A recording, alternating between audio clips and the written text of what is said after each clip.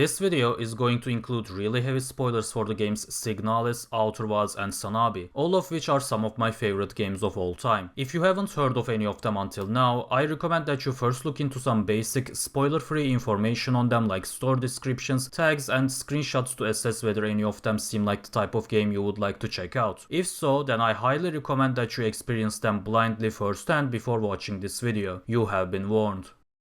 I've always been drawn to sci-fi more than anything else, ever since I read my first science magazine and watched Terminator 2 at like age 6 or 7 I think. What's cool about sci-fi is that just as I did, you can consume it for all the cool robots, aliens and laser cannons as a young kid, and then later as an adult you can still appreciate those things while also discovering some pretty unique and thought-provoking ideas too, the likes of which you can't find anywhere else. Living in a simulation, cloning, mind-jacking, time dilation, cyberization, just a list of all the possible concepts that would keep us awake at night pondering existential questions is endless, let alone the number of stories that could be written about each. It's why I love sci-fi horror so much, as it can explore the terrifying nature of these realities without holding anything back, going beyond just spooky monsters and slashers to truly make your heart sink and tell a story that really sticks with you. And I've gotta say, it makes me really happy to see so many others share a similar sentiment as well. The most immediate example I can think of is Soma, which does have some pretty spooky monsters and jump scares in it, and yet no one I've seen remembers it by those qualities primarily. It puts a huge smile on my face whenever I see someone refer to it as the game that changed my life, or the horror game that asks you what life is. And here's another title that's similar, the most human genre, which belongs to a video that I've never completed. It was a project of mine that I abandoned a few months ago, largely responsible of the huge gap between my Bonfire videos and my Dark Souls 3 video. It was going to be a video first delving into the horror genre and its trends in general, later focusing on why my favorite horror media consists of stuff like Soma and Signalis, where I would describe what I like so much about them and why I wish these kinds of stories were more prevalent in the horror genre as a whole. However, I was really not satisfied with the script I had written. There was just an excessive amount of long tangents that really didn't need to be there, some really cynical and distasteful takes against things that didn't really deserve it, and a weird amount of personal stuff that I really don't need to be sharing with a bunch of strangers online, all of which bloated the script to the point that I ended up with a 1-hour video that could have just been 15 minutes to get the same point across. But by the time I realized all this, I was already halfway through the editing portion, so instead of reworking it, I just let it go. The reason I'm telling you all this is A, I wanted to show you this sick ass thumbnail I had made for that video. It's like the best thing that came out of it and I couldn't bear not showing it to anyone. And B, this is all relevant to what I'm going to talk about for the rest of the video, as I think that for the same reasons it excels at presenting horror, I think that sci-fi also excels at presenting love, more so than your typical romantic comedy or drama. Because as much as I love those comfy feel-good stories as well, when love is found and told not in the corridors of a Japanese high school or a French coffee shop in a rainy day, but in a sterile lab in which machines are designed without hearts, yet they convince us that something in there is beating, now that's when things become really interesting. If it still has to be flesh that's beating for you though, Signalis certainly has plenty of that as well, and calling this game interesting would be like calling me smart and sexy, an understatement. If you're familiar with Signalis, chances are you've already thought about the game today, as you do every day despite the fact that it's already been more than a year since you played it. I'm in the same boat, partly because of how much there is to dissect in Signalis, and partly because of how little I want to actually dissect it. Don't be mistaken, I did certainly devour such dissections and analyses on the game obsessively for a short while right after I finished it, but I ended up quickly pushing myself away from them the moment I felt I gathered just the right amount of food for thought. From that point on, things could go in two possible directions. One, it could all keep getting more and more convoluted for me until I became exhausted, eventually killing my interest in the story being told altogether. Kind of like what FNAF 4 and onwards did back in the day to my 16-year-old self. Two, things that I kept questioning could start getting unquestionably resolved, leaving fewer and fewer missing puzzle pieces with time. This would perhaps make me appreciate the story even more for a while, but it could also kill my interest in the long run, as there wouldn't be much of a reason to keep thinking about the game if I gathered such clear-cut answers and explanations for most things. It's kind of like this spell on me that I don't want broken, and I'm telling you all this now before before I talk about some of my personal takings from the story, because I don't want any of it to be met with any long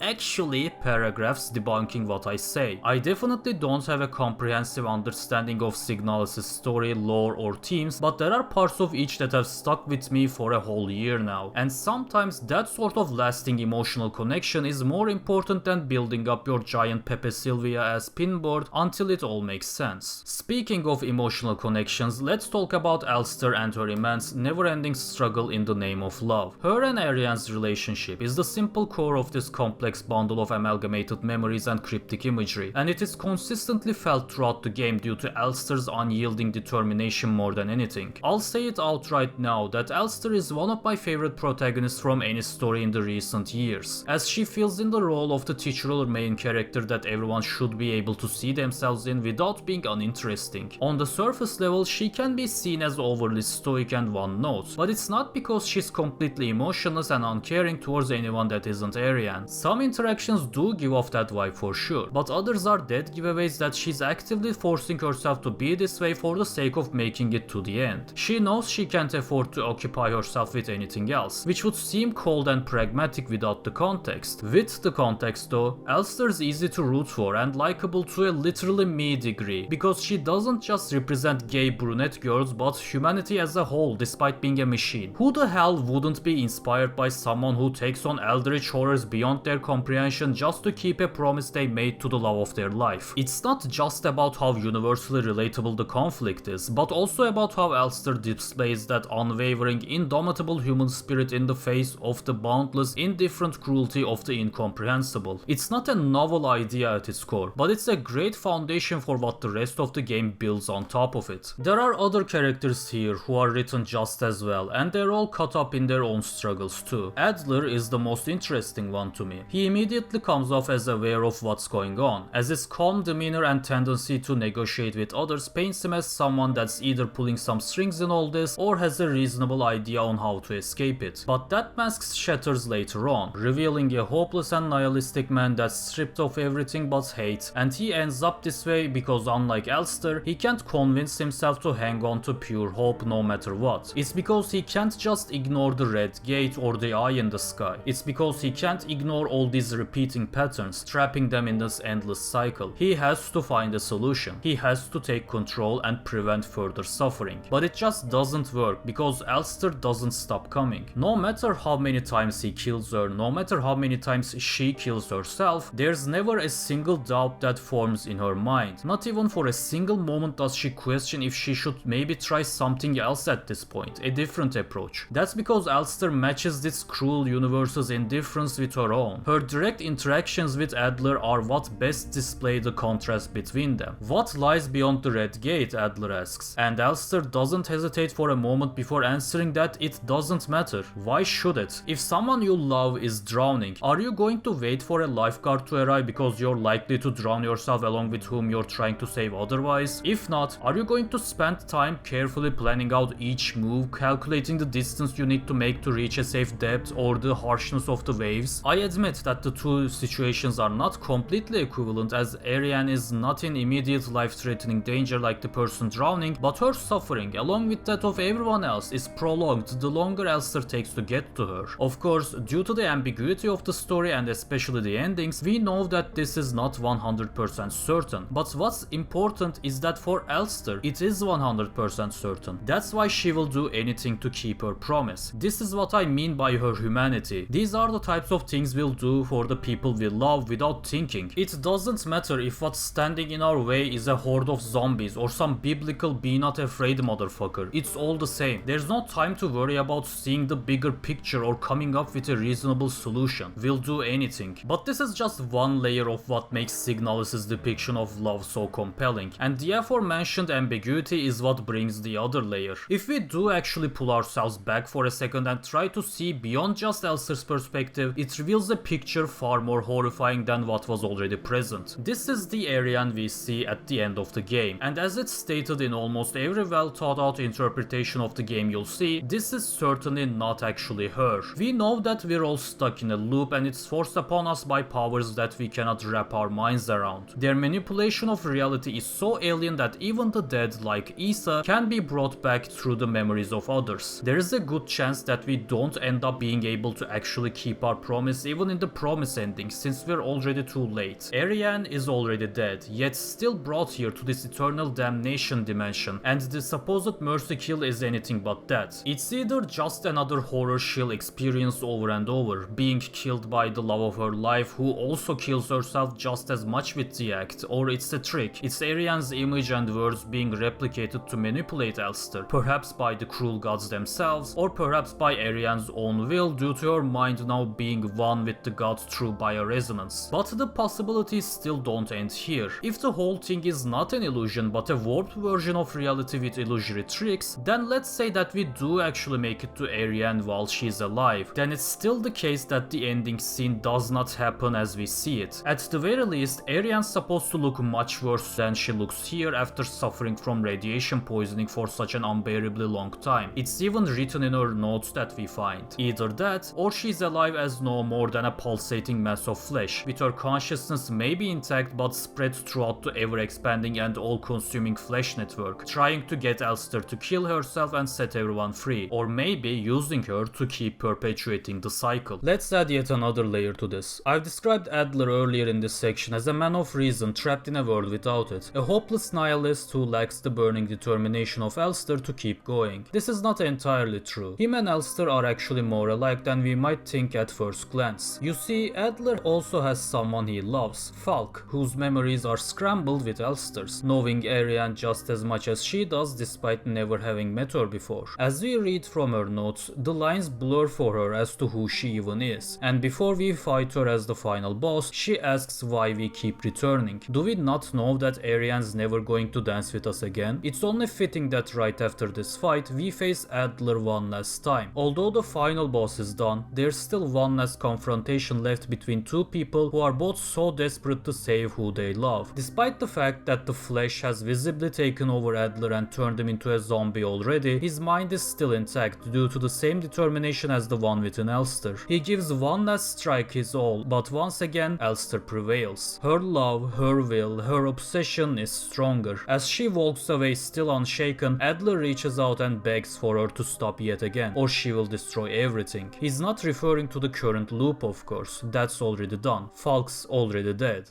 Again, it's a horrible realization that it's really Elster who keeps the cycle repeating. Besides Adler and Falk, even Issa is trapped here because of her, as she originates from the memories of Lilith Ito, whose neural patterns were used for all the Elster units. That's right, Elster units. This adds yet another layer to the horror that's present. It's not just the one Elster unit we take control of, but all of them on this hopeless mission. The memories of Ariane is broadcast to all of them within the nightmare. If one dies, another takes its place shortly after. The elevator shaft Adler pushes us into is filled with countless dead Elsters, and it's only because of them cushioning our fall that we survive. The red desert beyond the gate is littered with Elster corpses. We rip off one's arm to survive, to make it just a little further than the previous unit once again. It's not just that these characters are stuck in a loop with Elster as their torturer, but also that their torturer is mass-produced. An endless line of machines whose programming they can't even override because Elster's objective is not even coded in your CPU. It's woven into the fabric of this grim reality. Ariane's image, her memories, her words are the constants of this nightmare. Even when we die, her ghost looms over us, demanding that we wake up, that we remember our promise. It's the phrase that's probably repeated throughout the game the most, and it's powerful. It's what drives Elster to her goal for the better and for the worse. When I had finished the game and gotten the promise ending, it was already devastating just thinking it was a mercy kill that Elster barely managed to carry out before her own death. Now, after knowing more, it's hard to even watch this scene at all, because it's not just the way they look at each other one last time, or the way Elster collapses beside Ariane right after the deed is done. It's the fact that it could all mean nothing, or even worse. This could have done nothing but dooming the two to repeat this for eternity. But what's more horrifying is that it could be intentional. As we've discussed earlier, this isn't Ariane, and who's to say that ghost or those words are either. Is it Ariane pleading us to enter suffering, or is it a trick to keep the gears of this torture device turning? This is the power of love that Signalis depicts, a power that could be equally inspiring and horrifying. Love gives you butterflies in your stomach, makes the world look more colorful than it actually is, makes the air feel fresher. It can bring purpose into your life like nothing else can, and be worth fighting for more than any reward or ideology. And it's exactly because of this that nothing can be a more terrifying weapon either. Love is volatile because of its immense power. It's susceptible to be exploited. What better way is there to manipulate a person into doing something than making them believe it's in the name of love, that it's for someone they love more than themselves? I'm not telling you all this to make you believe that Alistair is being manipulated and that Adler is right. I'm not trying to make you believe the opposite of this either. I'm just trying to highlight how these layers make what's being told here much more interesting and compelling than your average love story. It's not a fairy tale or a rocky marriage. The power of love doesn't shine to beat the main villain, nor to break out of mind control. The downsides of love are not some arguments and jealousy either. Instead, love is pushed to its absolute limits within a horrifying context, and you are nudged in multiple directions at once, with none of them looking completely right or wrong. It's up to you to decide whether the true horror is keeping the promise or not being able to keep it. It's up to what you believe about Ariane to decide whether Alistair's a savior, a monster, or a puppet. But no matter what you decide, there's one thing she undoubtedly is, and that's someone who's madly, desperately in love. This is the brilliance of Signalis. It is the most affecting a love story and a horror story can be at the same time, intertwined into a bouquet of bleak nihilism contrasted by powerful human emotions that pierce through it, perfectly balanced like yin and yang. It's a beautiful masterpiece that I would put among the best in this medium, but there is a game I love more, and for different reasons. In fact, it is my favorite game of all time.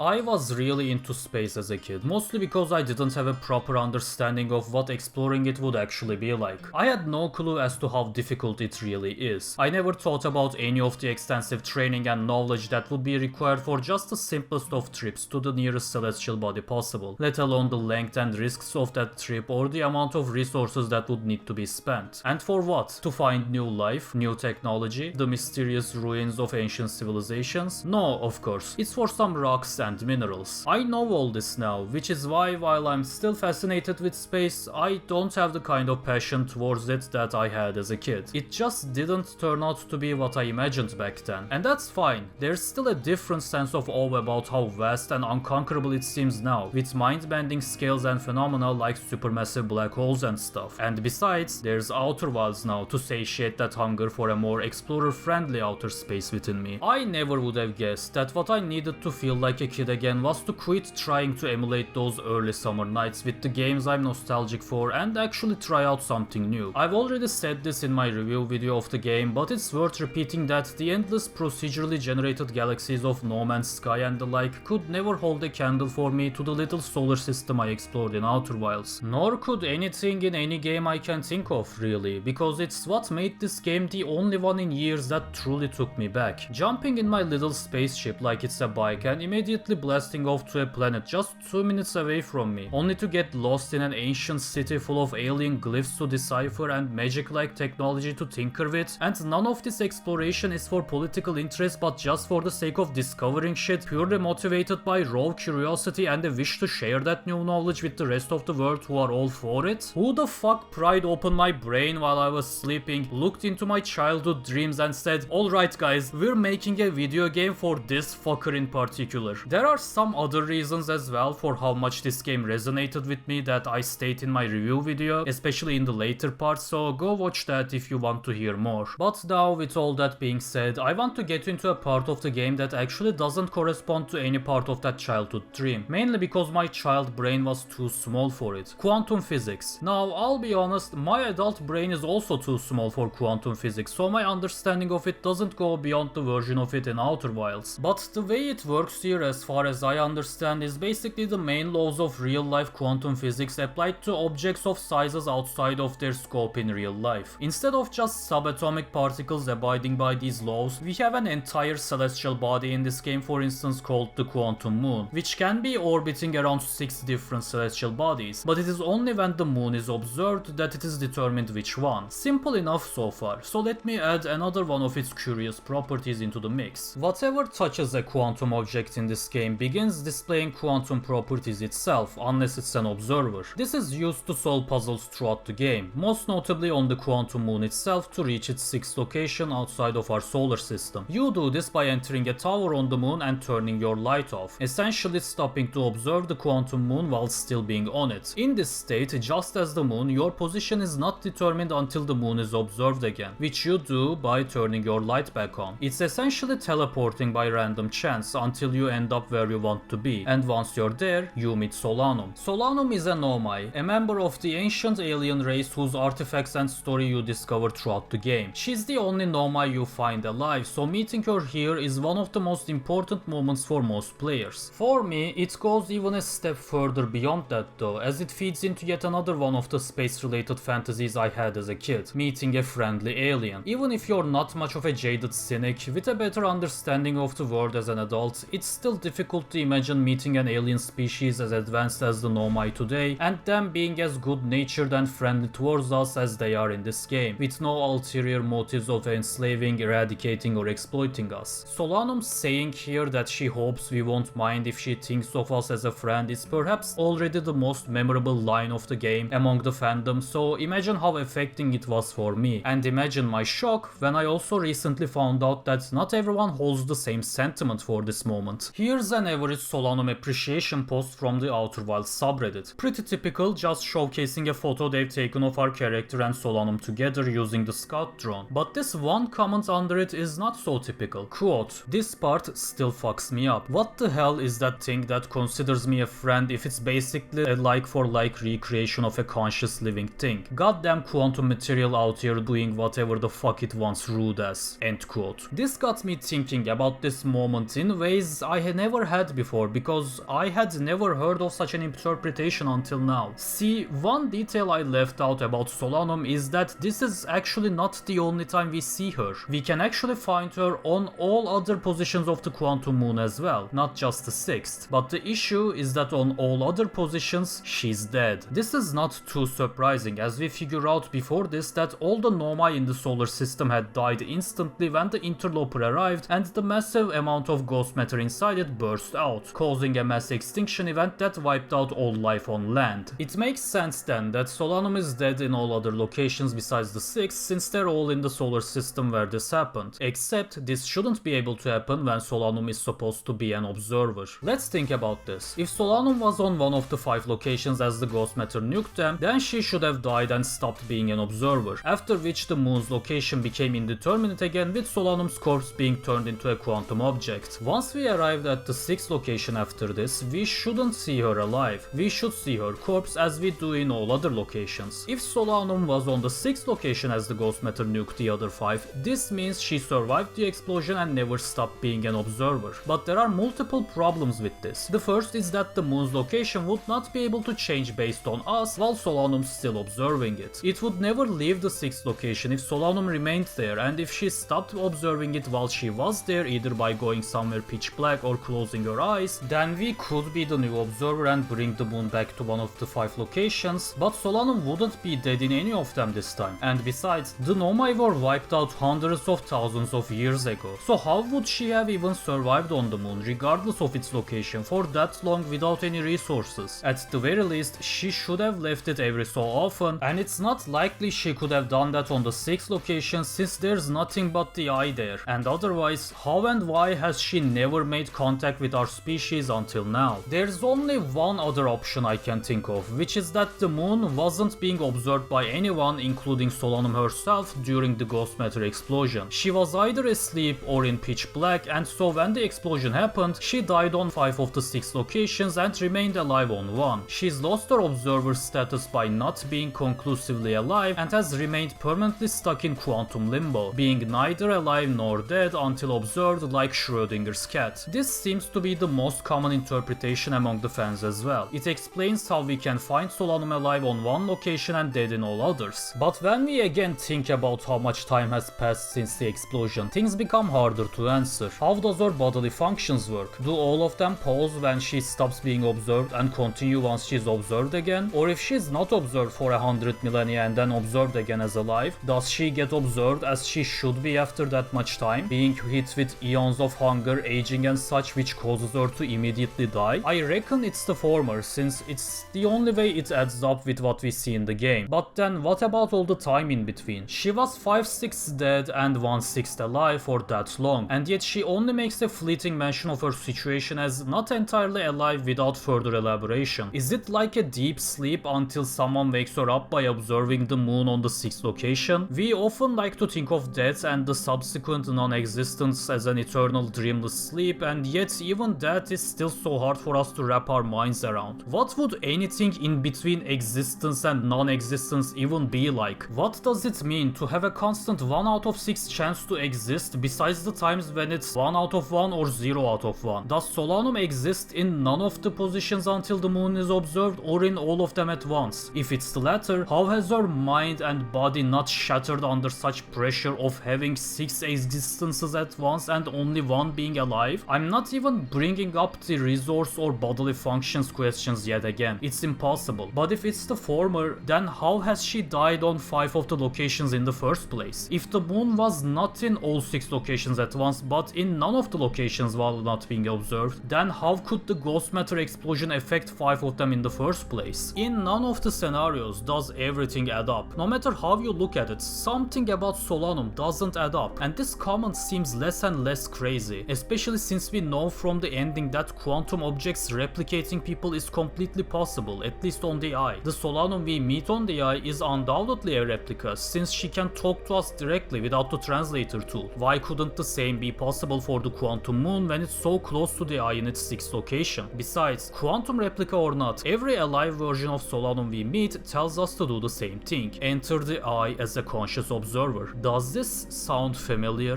Of course, it's not as sinister as in Signalis, since what we do at the end of Outer Wilds is unquestionably a good thing, as we see in the after credits. There is no possible trick. But again, this highlights the scary nature of love even in its purely platonic form. Just like with Signalis, Solanum's story has so much to think about and assess. There are many possible interpretations of it, with none of them looking to be completely right or wrong. But I hadn't even noticed any of them until recently, a full year after I finished the game. All because this nice alien lady, illusion or not, called me her friend, and I became obsessed with that. I didn't question anything else until I reached the end, and even then, as I noticed she was directly talking to me, so I knew it wasn't really her, it felt right. Thank God it was right, because I could have just as easily destroyed the universe if she had led me to do that instead. But you know what? That's enough. I think we've had our fair share of ambiguities and questioning reality. I want to finish up on a more positive note, with an example where there's no room for the power of love to be anything other than uplifting, unyielding and inspiring. Unlike Signalis and Outer Wilds, Sanabi is a game I never talked about before on this channel. It's not only because I've only played it more recently, just before I uploaded the Dark Souls 3 video, but also because there isn't actually that much to talk about the game. The gameplay is as simple as it could be, with very few mechanics around your grappling arm, which is your one tool for both combat and traversal. The story revolves around a man who has lost his daughter and waged war against her killers, meeting a teenage girl on the way and bonding with her throughout the game, despite how hard it is for him to break that shell he has formed around him after the incident. The game is the most linear I've played in perhaps ever, with no collectibles, side objectives, secrets or anything of the like, which works in its favor, as the game being any longer than it already is could have hurt the pacing or led to it feeling repetitive with its very few mechanics. For the length that it is, the variety in the encounters and platforming sections keep things fresh. Add in some pretty fun boss fights and even a tense chase section with some effective elements of horror, pace them well, and things remain engaging all the way, providing a quite solid experience. And there you go, that's all there is to say about Sanabi. That's the review.